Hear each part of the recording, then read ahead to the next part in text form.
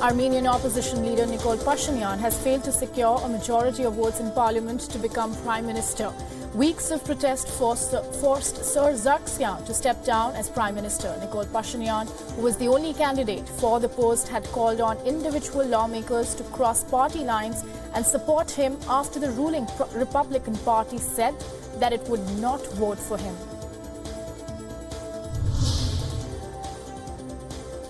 In a setback to an American-Israeli plan to isolate Iran, nuclear watchdog International Atomic Energy Agency has rejected the claim that Tehran kept developing its nuclear program after 2009.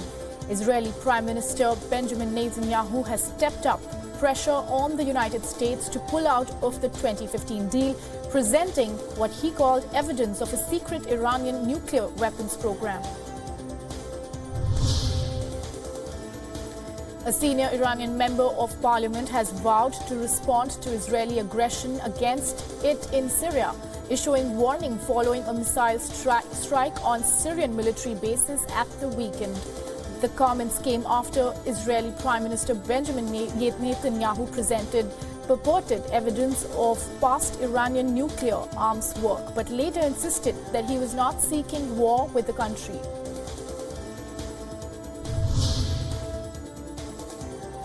Israeli analyst Ronen Bergman has said the unveiling of Iran's purported secret atomic files by Israeli Prime Minister was aimed at supporting a decision by United States President Donald Trump to pull out of a 2015 nuclear deal with Iran. Ronen also said that the move also serves political goals of both Prime Minister Netanyahu and President Trump.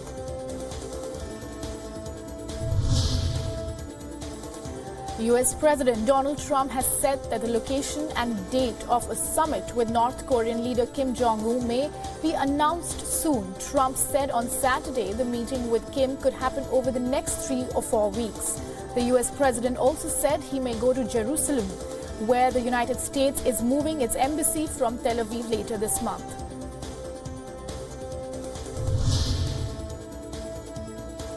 French riot police used water cannon and tear gas against hundreds of hooded protesters after they smashed shop windows and hurled petrol bombs at the start of an annual May Day rally in Paris. Police had warned of possible clashes with far-left anarchist group known as Black Bloc after a call on social media to make Tuesday a revolutionary day.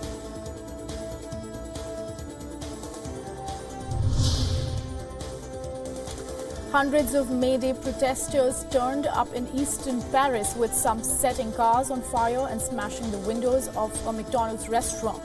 Authorities said some 1,200 hooded and masked protesters had turned up for demonstration by labor unions.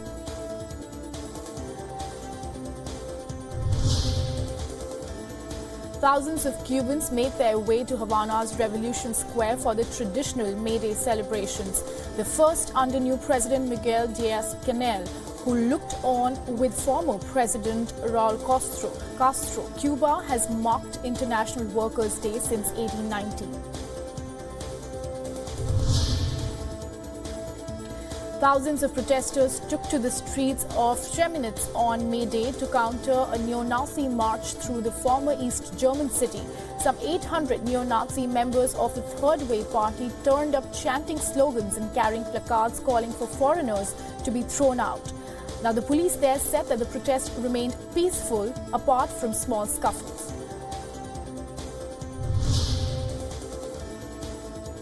Over 100,000 members of Russian labor unions marched through Moscow's Red Square to celebrate International Workers' Day. People of all ages with flags, balloons and placards gathered in the center of Moscow to take part in the march along the Kremlin walls, while thousands of Russian Communist Party supporters held a separate march in Moscow city center. Workers' Day marches in Chile's capital, Santiago, ended in clashes as authorities used tanks and riot police against activists who threw rocks and sticks at them. Now, protesters blocked main avenues with homemade bonfires before police used tear gas and water cannon to clear the streets for vehicular traffic. The clashes came after two of the country's largest workers' unions organized massive marches against the centre-right government demanding increased workers' rights.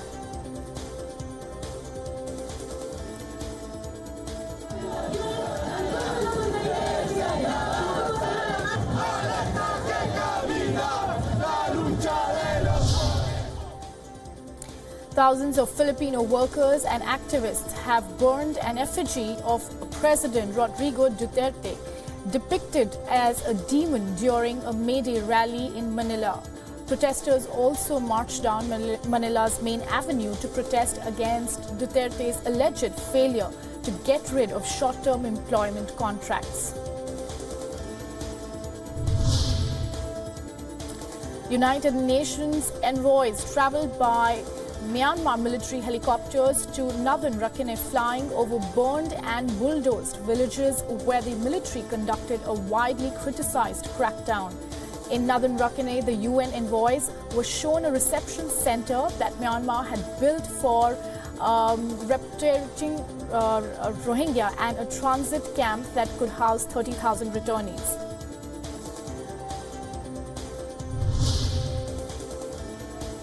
The namesake of the British royal couple are getting married this Friday. The couple Harry, Hindley and Meghan Markle will have their first dance in the Sheraton's Tudor Rose room, where Queen Elizabeth is said to have had ballroom dancing lessons when she was a young girl.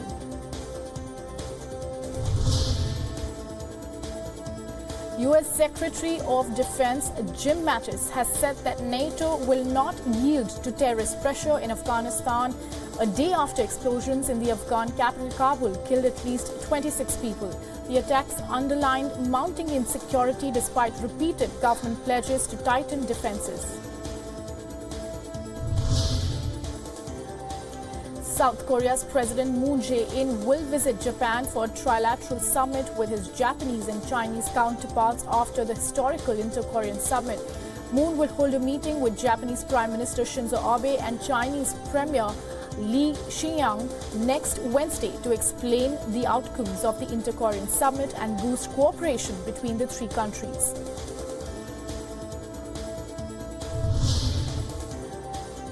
The Basque militant group ETA will announce its final dissolution on May 4th, just over a year since it ended its armed separatist campaign by surrendering guns and explosives. ETA called an end to its armed campaign to establish an independent Basque state in northern Spain and southern France in 2011, but has only handed in part of its arsenal so far.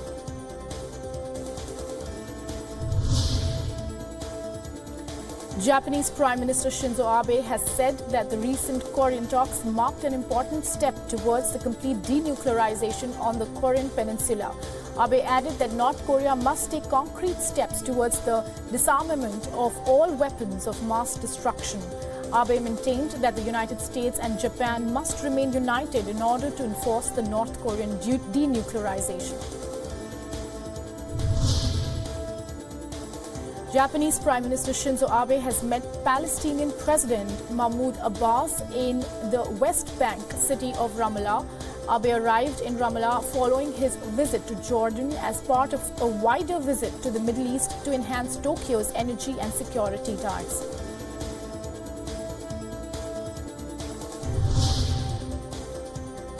German economy minister has called for a trade agreement between the European Union and the United States to relieve uncertainty about tariffs that he said is a problem for many businesses. Minister Peter Altmaier said raising tariffs is the wrong way and the world needs fewer duties in global trade. Australian Prime Minister Malcolm Turnbull welcomed French President Emmanuel Macron with a dinner and tour of the Sydney Opera House with the iconic sails of the building illuminated as part of the Waterlight Show. Macron's trip will be the first strictly bilateral visit by a French president to Australia and comes soon after a 3-day visit to Washington. A 26-story abandoned office building occupied by about 150 squatters was engulfed in flames and collapsed in the center of Sao Paulo, shooting a massive black cloud of smoke into the sky. At least one person died and 3 others were missing.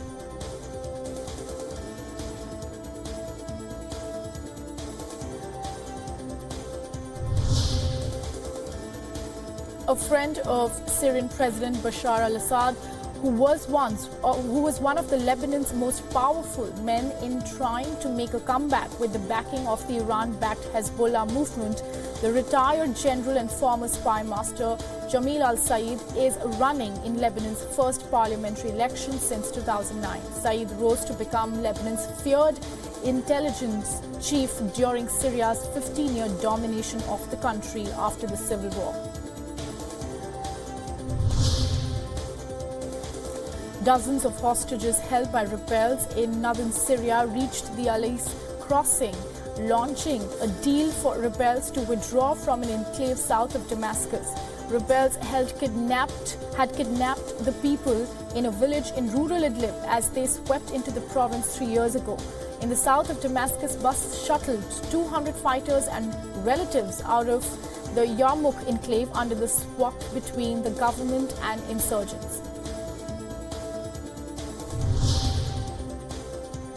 The leader of France's far-right National Front Party, Marine Le Pen, held a gathering of European far-right and populist figures in the French Riviera city of Nice.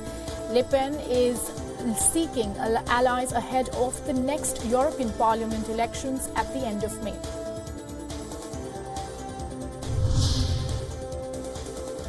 U.S. Secretary of State Mike Pompeo received a round of applause as he entered the State Department, pledging to return swagger to the agency.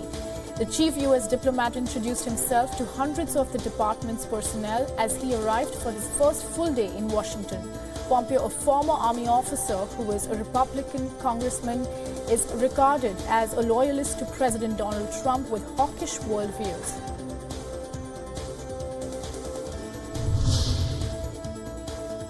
Hopes rose for a caravan of migrants who traveled from Central America to seek asylum in the United States after U.S. border authorities allowed the first small group of women and children entry from Mexico overnight.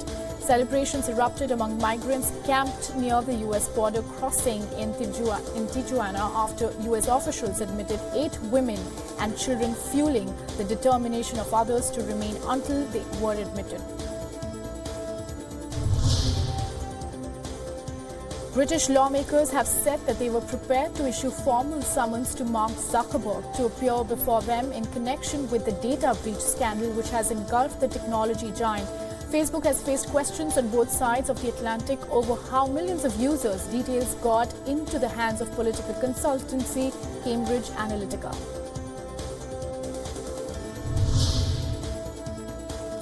Facebook chief executive Mark Zuckerberg has said that the technology giant plans to add a dating service, marking the first time the company has actively tried to help people form romantic relationships. Zuckerberg also said that the dating service would be a natural fit for a company that specializes in connecting people online. The feature would be for finding long-term relationships and not just hookups. China has rolled out a set of measures to open its financial sector to the world, including expanding business scopes of foreign capital banks. The new rules will allow foreign capital banks to do business such as the underwriting of government bonds and will lift foreign ownership limits on banks and financial asset management firms.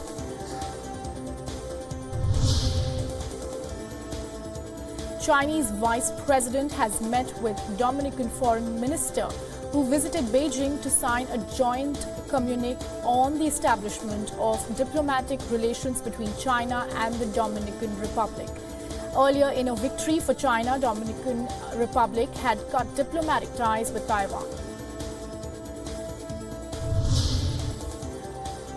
Chinese police has arrested 15 people suspected of developing and selling cheating programs of a popular online game in East China's Jiangsu province. The case involves over $4.7 million.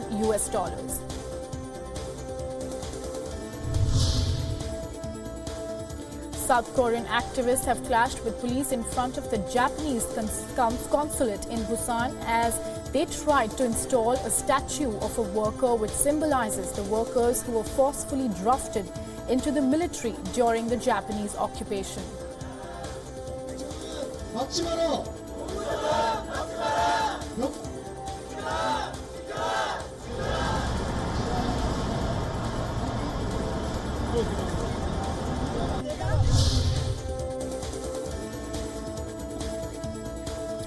Thousands of angry protesters carried the body of a priest killed in an attack by unidentified gunmen on a church and marched in the streets of Central African Republic's capital Bangui.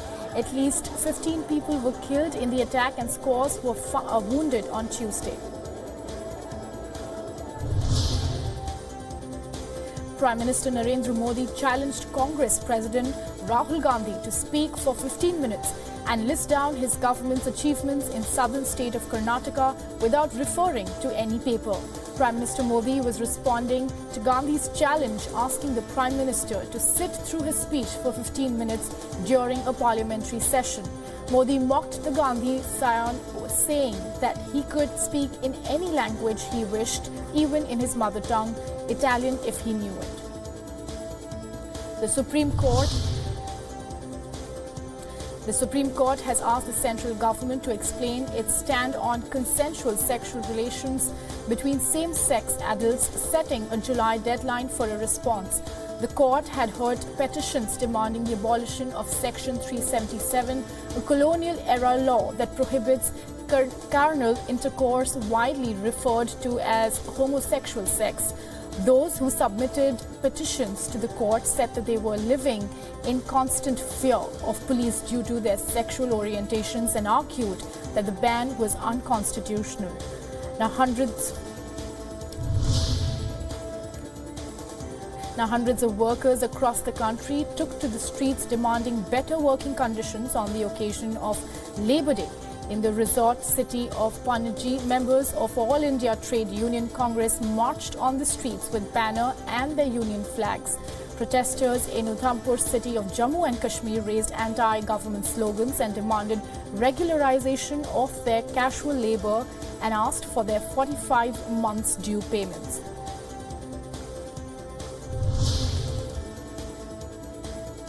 Gujarat Met Office has predicted more heat wave conditions over the next few days. Residents in Ludhiana city were seen walking roads with umbrella or travelling with their heads covered to protect themselves from the scorching heat. People also made a beeline at juice shops to keep themselves hydrated. Periods of extreme temperatures have led to thousands of deaths since the 1990s. Over 400 couples tied the nuptial knot at a mass wedding ceremony in Kanpur city. Both Hindu and Muslim couples entered wedlock during the ceremony, which was organized by the Labour Department of Uttar Pradesh on the occasion of International Labour Day. The newlywed couples will also be given a sum of 65,000 rupees by the state government. Mass weddings are increasingly becoming popular, especially among the economically backward sections of the Indian society, as they reduce the financial burden on the families of brides.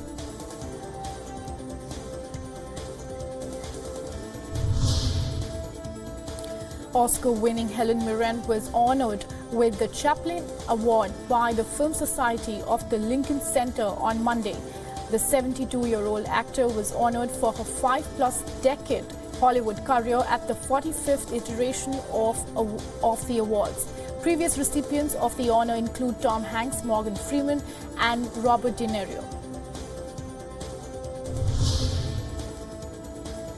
American actress Ashley Judd on Monday filed a defamation and sexual harassment lawsuit against Harvey Weinstein, alleging that he damaged her career after she refused his sexual advances. The lawsuit alleges that Weinstein caused her to lose a part in The Lord of the Rings in 1998.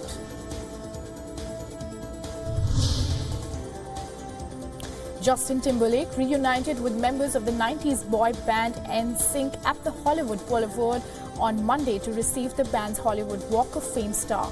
The pop music group that disbanded in 2002 has sold more than 40 million records worldwide.